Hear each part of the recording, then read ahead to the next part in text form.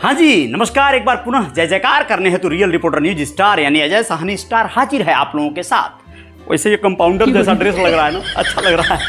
मैं सोचा थोड़ा ढक लूँ क्योंकि खबर ही कुछ ऐसी है, बच्चियों के बारे में कुछ बताना है तो कोई ये ना कह दे अबे यार नंगा पुंगा आदमी तू क्या बोलेगा। अब मैं बोलेगा, और क्या बोलेगा। वाची के बारे में बता रहे थे। वाची अमित कुमार की बेटी, मुरादाबाद की रहने वाली। उसने शिक्षा का अधिकार अधिनियम के तहत फॉर्म भरा था और वो फॉर्म में उसका आ गया था केसी गुप्ता वर्ल्ड स्कूल में एडमिशन का उसका रजिस्ट्रेशन नंबर। अब क्या था, स्कूल वाले बोले ना भाई ना, सीट हो गई है पूरी, अब एडमिशन नहीं होगा। अब ये पहुंच गए भैया अमित कुमार, बोले हाँ साला कैसे नहीं होगा। पहुंचे बाबा के दरबार में। बाबा जी ऐसे मामलों में क्यों नहीं दखलंदाजी करेंगे, क्यों नहीं। किसी का कत्ल हो जाए, मर्डर हो जाए, ये सब मामला बड़ा बड़ा कांड हो जाए, वहां पर वो भले जो है बोलेंगे अरे जो कानून और नियम के तहत होगा वो होता रहेगा, उस पर कुछ नहीं बोलेंगे। चुपचाप सुन लेंगे, चुपचाप आप आंदोलन करते रहिए, आप जनता दरबार के चक्कर काटते रहिए, कोई फर्क नहीं पड़ेगा। लेकिन ऐसे मामला जब आते हैं तो अखबार वालों को सख्त निर्देश होता है।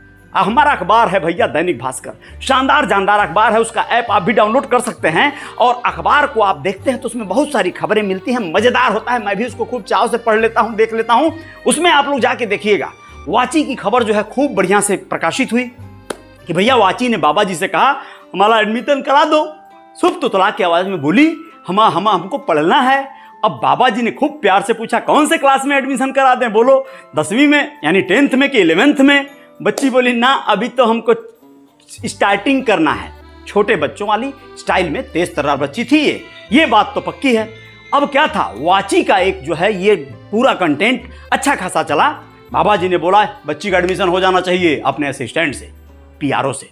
अब बच्ची का 4 घंटा बाद भैया केसी गुप्ता जी का हालत खराब। हाँ जी, उनका स्कूल चलाने वाला प्रबंधक 200 न जोड़ के खड़ा हो गया। बेसिक शिक्षा अधिकारी की तरफ से ऑर्डर चला गया और उसके बाद उसको लेटर लिख के स्कूल को बोलना पड़ा अधिकारी साहब, बीएसए साहब, अरे भैया हमको शिकायत पत्र जो है मत दीजिए, माफ कर दीजिए, गलती हो गया। वाची का एडमिशन हो गया। 2 लाख रुपया सलीना उसमें फीस पड़ता है।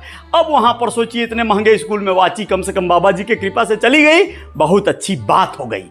लेकिन अब बात करते हैं गोरखपुर में क्या हुआ। विगत दिनों गोरखपुर में अपने भाई वंश के साथ पंखुड़ी त्रिपाठी पहुंच गई जनता दरबार में। वंश को तो जाने नहीं दिया गया। बाहर वैसे बाबा जी के बहुत सारे पहरेदार रहते हैं, पुलिस वाले और प्राइवेट लोग भी। वो लोग पूछते हैं क्या करने जा रहे हो जनता दरबार में, क्या काम है क्या नहीं है, फार्म दिखाओ, ये भरो वो भरो, दुनिया भर के बखेड़े। सबको जाने का आदेश नहीं है। अब जांच पड़ताल तो होगी ही, वीआईपी हैं, बहुत सारी, जरूरी भी है, बहुत अच्छी बात है।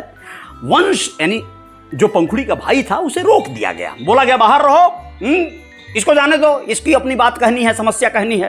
पंखुड़ी बोली कोई बात नहीं। कॉन्फिडेंस से भरी हुई बेटी गई। 13 साल की पंखुड़ी 7वीं की स्टूडेंट। अब क्या था, बाबा जी के जनता दरबार में जब नंबर आया उसका, बारी आई उसकी, उसने बड़े कॉन्फिडेंस के साथ कहा कि मुझे आपसे मदद चाहिए। बाबा जी ने कहा क्या बात है। उसने कहा कि मुझे स्कूल से निकाल दिया गया है और मैं पढ़ना चाहती हूं। अब आपको बता दें गोरखपुर में सरस्वती शिशु मंदिर नाम का बड़ा फाउंडेशन होता है और ये एक तरह से लोग कहते हैं कि ये आरएसएस से संबद्ध होता है, आरएसएस के द्वारा प्रत्यारोपित विद्यालय है। तो यहां पर देखा जाए तो पार्टी का ही सारा वर्चस्व रहना चाहिए। वहां पर बड़े संस्कार में शिक्षा पद्धति पढ़ाई जाती है। सरस्वती शिशु विद्या मंदिर में दोनों बच्चे वंश और पंखुड़ी पढ़ते हैं। इनके पिता का नाम है राजीव त्रिपाठी, पुरादलिकपुर के रहने वाले हैं। कोतवाली थाना क्षेत्र पड़ता है गोरखपुर शहर का। इनकी मम्मी का नाम है मीनाक्षी। बड़े गरीब और बड़ी दुर्दशा में स्थिति घर की चल रही है। पंखुड़ी ने बताया कि पिता दिव्यांग यानी विकलांग हो चुके हैं, कुछ समस्या थी, बताता हूं आगे। अब क्या था, बाबा जी ने बोला बिल्कुल होगा, तुम पढ़ना चाहती हो, कोई नहीं रोक सकता है। तुम्हारा आदेश दिया कि इसका एडमिशन कराया जाए। विद्यालय अगर नहीं करता है तो किसी भी तरह से कराया जाए, लेकिन कराया जाए। क्या हुआ था, फरवरी माह में पंखुड़ी का पेपर था, एग्जाम था। एग्जाम के पहले फीस भर दो ऐसा आदेश आया स्कूल का। फीस नहीं भराया किसी कारण से, यानी कि गरीबी से।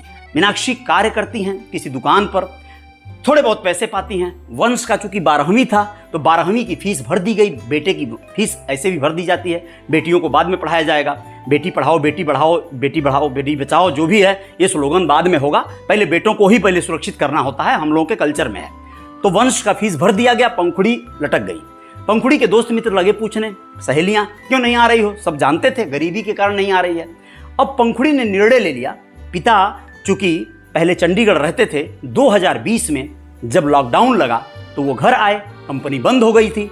यहां पर आए, छत पर काई लगी थी, बिछला कर गिर गए, पैर फ्रैक्चर हो गया, रॉड पड़ गया, बिस्तर पे 4 साल बीते, बमुश्किल काम बीता, दिन बीता। घर के बाहर प्रोविजन स्टोर का बोर्ड लगा है और उस वंश प्रोविजन स्टोर यानी भाई यानी बेटे के नाम का ही वंश प्रोविजन स्टोर और इलेक्ट्रिक वर्क में पंखा बाइंडिंग आता है, कूलर या कुछ भी इस तरह के काम आते हैं छोटे मोटे, घर पे बैठे बैठे राजीव त्रिपाठी कर लेते हैं। बाहर जाके काम नहीं कर पाते हैं तो ज़्यादा काम आता भी नहीं है।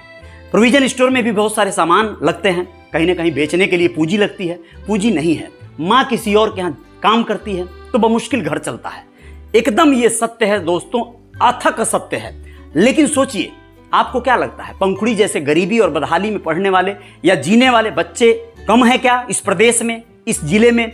संयोग है, पंखुड़ी वहां पहुंच गई, बहुत से बच्चे नहीं पहुंच पाते हैं, बहुत से बच्चे शाई होते हैं, संकोची होते हैं, वो अपनी बात कहने के लिए जनता दरबार में जाने के लिए कॉन्फिडेंट नहीं है, तो उनकी समस्या कहीं नहीं कोई जान पाएगा, उनकी समस्याओं को कोई नहीं उजागर कर पाएगा। अब आपको बता दें कि पंखुड़ी का हालत, उसके जो जर्जर घर, और बकायदा दैनिक भास्कर वालों ने जाके सर्वे किया, देखा दीवारों में क्रैक आ गया है, क्योंकि 1955 में बना हुआ पुश्तैनी मकान में वो रहते हैं लोग। कुल मिला जुला के किसी तरह से बदहाली में घर चल रहा है। राजीव त्रिपाठी रुआंसे हो गए, आंसू आ गया उनको कि हमारे बच्चों का मैं परवरिश नहीं कर पा रहा हूं, इस हालत में आ गया हूं। बच्चे हमारे खुद निकल के जाके योगी बाबा से अपनी गुहार लगाए। ये बहुत अच्छा हो गया। पंखुड़ी कुछ दिन बाद भुला दी जाएगी आप लोगों के द्वारा, सबके द्वारा, ठीक है, आगे उसका भविष्य सिक्योर हो सकता है, हो जाए, 10वीं 12वीं वो वहां से कर ले, बहुत अच्छी बात है। लेकिन पंखुड़ी जैसे बहुत से बच्चे हैं, याची जैसे भी बच्चे हैं, जिनकी समस्याएं कोई सुनने वाला नहीं है, कौन करेगा उसका निस्तारण? और क्यों होता है ऐसा कि जब एक पंखुड़ी या एक वाची इस तरह से वायरल होती हैं, उनके पीछे पूरी मीडिया लग जाती है, उनको मदद करने वाले लोगों की फौज खड़ी हो जाती है, उनकी जिंदगियां बदल जाती हैं। लेकिन बहुत से बच्चे, बहुत से लोग, आम लोगों की बात कर रहा हूं, गरीब लोगों की बात कर रहा हूं, बदहाल लोगों की बात कर रहा हूं, उन तक कोई मीडिया नहीं पहुंच पाती। उन लोगों की भी तलाश करनी होगी, उन लोगों की भी आवाज बननी होगी। कौन बनेगा उनकी आवाज? उसी बाबा जी के दरबार के बाहर बहुत सारे ऐसे लोग होते हैं जो घंटा बजाते हैं जाकर, घंटा कोई काम नहीं होता है उनका। जी हाँ दोस्तों, ऐसे लोग होते हैं, उनका कोई काम नहीं होता है, कोई आदेश, कोई सुनवाई नहीं होती है। उसमें बहुत सारे लोग हो सकते हैं, कोई मारपीट किया है, कोई बहू से झगड़ा किया है, कोई बेटा निकाल दिया है, तमाम तरह की समस्याएं।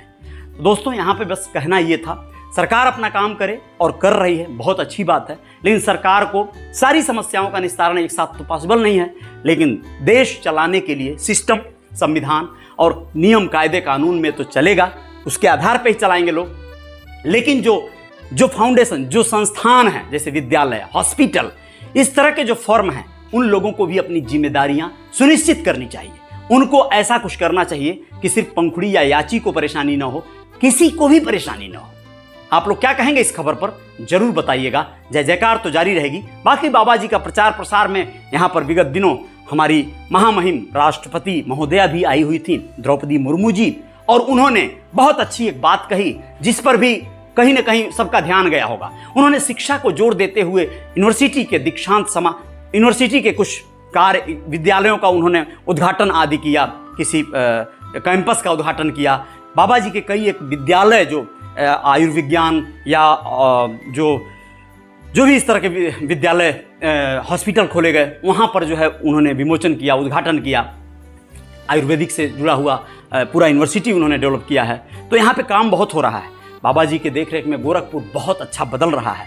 एम्स में दीक्षांत समारोह में शामिल हुई, हर जगह एक बात कहना नहीं भूली, सारा कुछ संभव है शिक्षा से। लेकिन यहाँ पर मैं एक बात कहना चाहूँगा, क्या आपको लगता है सही में शिक्षा से ही सब कुछ संभव है? मैं तो कहूँगा आपको नेता अगर बनना है तो शिक्षित होने की जरूरत नहीं है भैया, आपको बस साधु बन जाना है। आप बढ़िया साधु बनिए, बस राम रहीम और आसाराम को छोड़ दीजिएगा, उनको फॉलो मत करिएगा। साधु बनिए, साधु बन जाएंगे तो सिस्टम जो हमारे देश का इको सिस्टम है वो आपको नेता बना देगा। अब इस पर आप क्या कहेंगे जरूर कहिएगा, बाकी तो हम कहबे करेंगे, हम आएंगे जय जयकार करने। आप बने रहिएगा हमारे साथ रियल रिपोर्टर न्यूज स्टार पे। जय हिंद, जय भारत, शुक्रिया, नमस्ते।